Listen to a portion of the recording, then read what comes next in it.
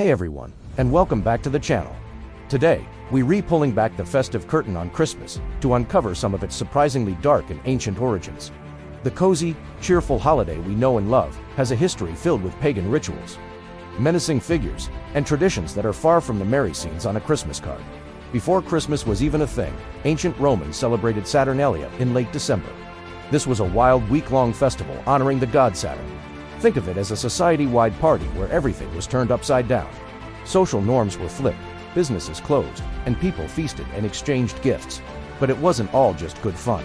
The festival was known for its excess and chaos, a temporary break from the strict Roman order that could get pretty rowdy.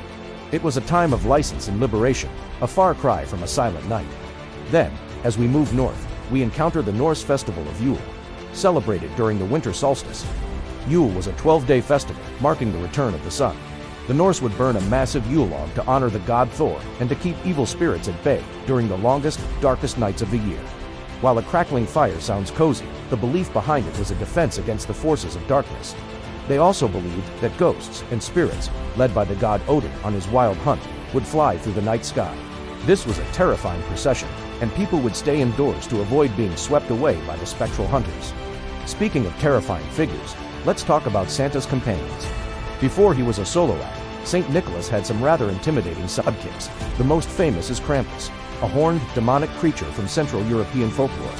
While St. Nick rewarded the good kids, Krampus was tasked with punishing the naughty ones. His methods were pretty grim, ranging from swatting them with birch branches to carrying them off in a sack, presumably to his lair. Imagine that instead of getting a lump of coal, you got a visit from a terrifying monster. It definitely puts a different spin on being naughty or nice. And what about some of our most beloved traditions?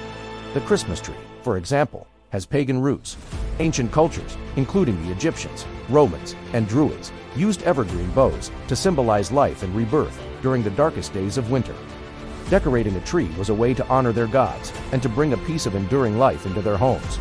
Mistletoe, another holiday staple, was sacred to the Druids. They believed it had mystical powers to heal and promote fertility. However, its name literally translates to dung on a twig because it spreads through bird droppings, which is a bit less romantic than a holiday kiss, isn't it? Even caroling has a Lestangeli origin. In medieval England, wassailing was a tradition where peasants would go to the homes of their lords, sing, and demand food and drink in exchange for blessing their crops for the next year. It wasn't always a friendly request. Sometimes it was more of a threat. The lyrics of We Wish You a Merry Christmas actually hint at this, with the line, "Now bring us some figgy pudding, and we won't go until we get some." It was a form of social protest, a way for the poor to demand their share from the wealthy during a tough time of year. So, as you can see, beneath the glitter and tinsel, Christmas has a rich and complex history, one that's a lot darker and stranger than you might think. From chaotic Roman festivals and ghostly Norse hunts to demonic companions and demanding rollers, our modern holiday is a fascinating blend of ancient fears and celebrations.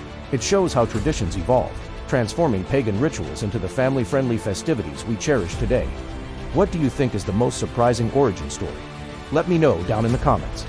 Thanks for watching, and if you enjoyed this journey into the past, don't forget to like, subscribe, and hit that notification bell for more historical deep dives. See you in the next one.